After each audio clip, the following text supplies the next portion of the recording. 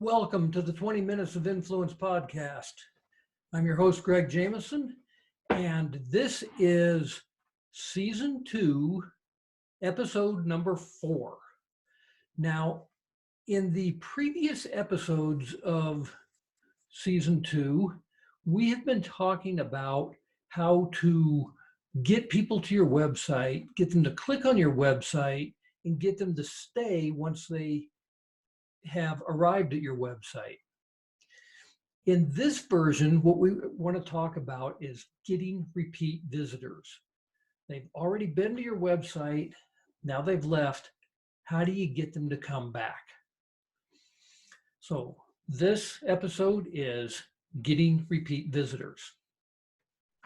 Now, in the last episode, we talked a little bit about lead magnets and how it was your responsibility as the owner of the website to get people's contact information before they would leave your website.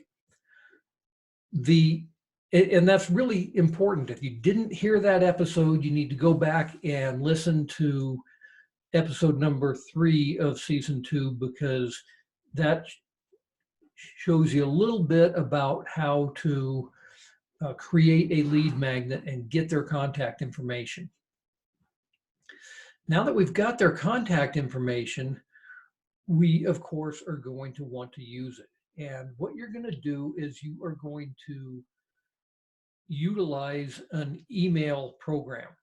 So essentially what we were doing there is we were building up an email list, and now you're going to utilize an email program in order to send out emails to people with, again, probably some additional information, some additional offers, whatever the incentive is going to be to get them to come back to your website. Here's the thing about an email list that most people really don't understand very well, and that is the size of your email list is not a vanity metric. Often we sit here and we see people that have all these followers on Facebook or Instagram or LinkedIn or whatever, and we think that that's really cool because they've got 10,000 people that are following them on Instagram, for example. Well, having an email list of 10,000 people, like I said, that's not a vanity metric. And what I mean by that is no one knows what the size of your email list is except you. And, unless you're publicizing it for some reason, I've got 10,000 people on my email list, then it doesn't really matter. The only one that it matters to is you. And so if you get past the ego of how many people are on your email list, then what you are really looking for is quality. And there's a very strong reason why this is so important. And that is that your email service provider, the programs that you're using to send out your emails, whether it be like a MailChimp, a Constant Contact, an Aweber, MailPoet, any of these service providers, the fact is that they will grade you on the quality of your list. So let's say that you have 100 people on your list, and 20 of those people open your emails on a regular basis. That's a 20% open rate, which is actually pretty common for email marketing. So with 100 people, you get 20 of them every time you send out an email to somehow open your email, click on the links, interact with it. Now let's say you've got an email list of 1,000 people and 20 people again open the list. Well, open the email. Well, your percentage now is not 20%, it's only 2%. That's not a good open rate at all. So if you've got 1,000 people on your list and only 2% of them are opening it, your reputation as an email sender is going to go way down. And as a result, more of your emails will not get delivered. So you really want to make sure that everybody that's on your email list really wants to be on your email list. You might do this through a double opt-in where people, they clicked on your lead magnet and then you send them an email and say, hey, do you really want to be on my email list, type thing. And if they click on the link for yes, then they get on your email list. Personally, I think double opt-ins are a little excessive and they kind of annoy me. But I understand why people do it, and it's because of this email reputation score. The most important thing is that as you start to send out emails trying to drive people back to your website, what you want to do is, if they're not being active, they're not opening your emails, and they're not clicking on your links, then put them on an inactive list and stop sending to them. They can always go back and resubscribe to your emails, but if you do that, it keeps your open rates up and keeps your email reputation score up. Now, all that being said, obviously what we want to do is we do want to be sending out emails. In fact, we want to send out emails on a consistent and regular basis. If you don't send out emails to your list regularly, then again, people are going to stop responding, because it's like, oh, maybe I'll send one out this week, maybe I'll send one out this month, and you don't have any set schedule.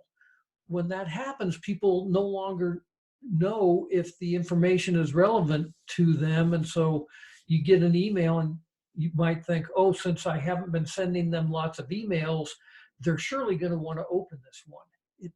That rarely happens. What you want to do is you want to be extremely consistent about when you send out emails.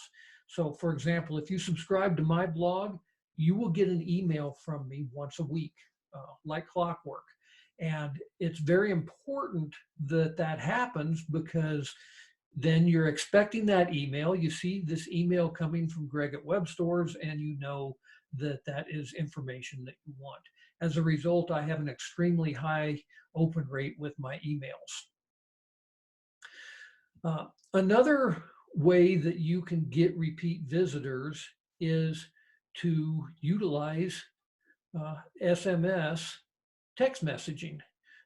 Text messages are a great way for you to stay in contact with your customers.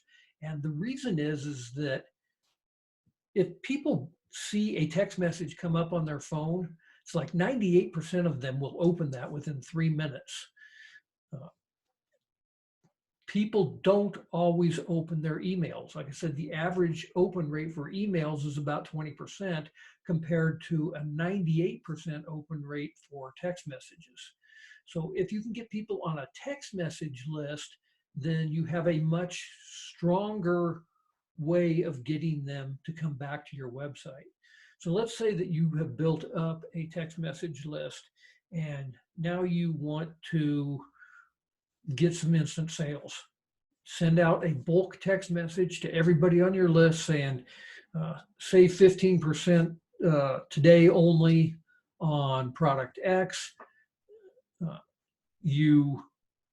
98% of the people are going to read that text message, and depending upon how good your offer is, a number of them are going to click on that link and go back to your website. So the idea here, of course, is that we want to keep people coming back to our website. We can do that through email. We can do that through text messages. A third way of doing it is through something that's called a retargeting ad. And essentially, the way that a retargeting ad works is that when someone visits your website, their browser gets cookied. And as a result of that cookie, you now know that someone has been to your website.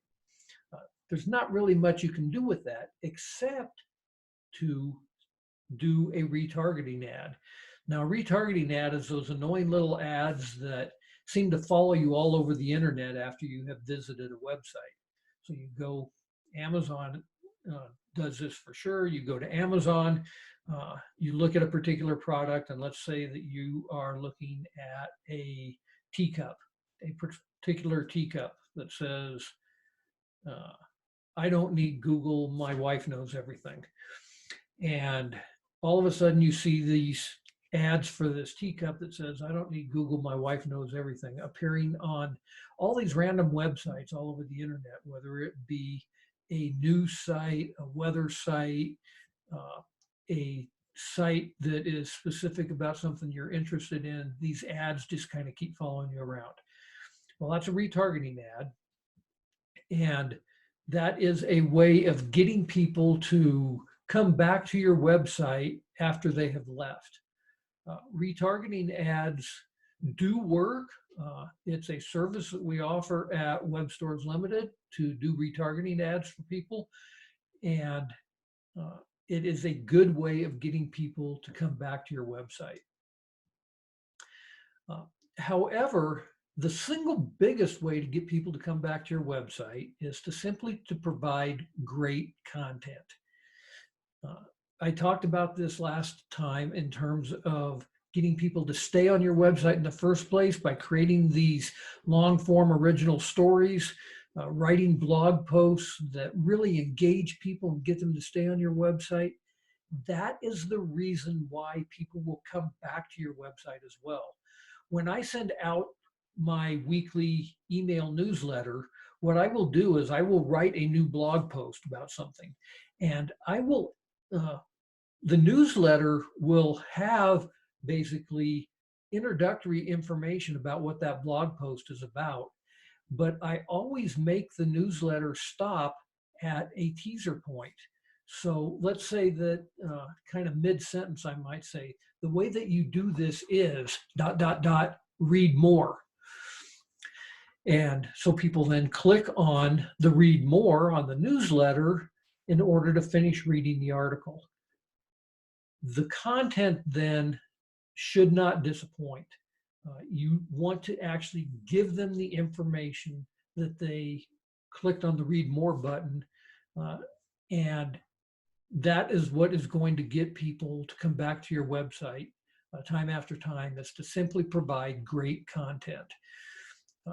This is true even if you have an e-commerce website. In fact, it may be more true than ever. There is a really good example of this that I'm going to share with you. I'm going to go look it up here right now because I want to make sure I get this right and share it with you.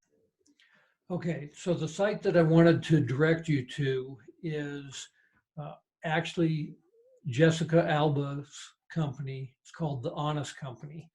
And specifically, what Jessica and her husband have done is to create a company full of baby products. Well, if you go to thehonestcompany.com/blog, this is one of the best examples of content marketing for an e-commerce company. And everybody that's listening to this, if you run an e-commerce company, you are going to want to take a look at this. Go to thehonestcompany.com or just honest.com/blog. And her blog is absolutely incredible. It gives all kinds of information about how to utilize the particular products that she sells, whether they be baby products or beauty products, pregnancy products, wellness products, lifestyle products. She's got this by category, and you can go in there and you can read stories of people that are utilizing her products. On occasion, you may find that what she ends up doing then is driving people with a specific link back to the product that might be mentioned in there. But it really isn't a sales pitch at all. It is stories about people utilizing her products. So that is something that is really important when it comes to creating content for your website, to think like The Honest Company. in terms of how can I create content around my e-commerce website, the products that I'm selling. You know, I don't get why more e-commerce companies don't do this. The fact is that you can tell a story about just about anything. If you've got a gourmet food company, you can certainly tell stories about the family dinners based around your products. Maybe it's a gadget company. Let's say it's a lawn care company. You're selling lawn care products. You can write stories about how great the yard looks because of all of the tools and uh, chemicals and whatnot that you may be selling on your website. So an e-commerce company, it's just as important, perhaps more important, that you go out there and you create great content as a way of getting people to come back to your website time and time again because they recognize the quality of the content that you have, the fact that you are an expert in your field, and they want to consume that information. So that's what I've got for this week's episode of getting people to come back to your website. If any of this has resonated with you, if you've gotten some good information, I would really appreciate it if you don't currently subscribe to the podcast, so that you do subscribe. And if you are a subscriber to the podcast, that you leave us a nice review on either iTunes/Apple Podcasts or wherever you consume your podcasts. I would also really appreciate it if you would share this information with your colleagues, anyone who you think might benefit from hearing this information. So thanks, and we'll talk again next time.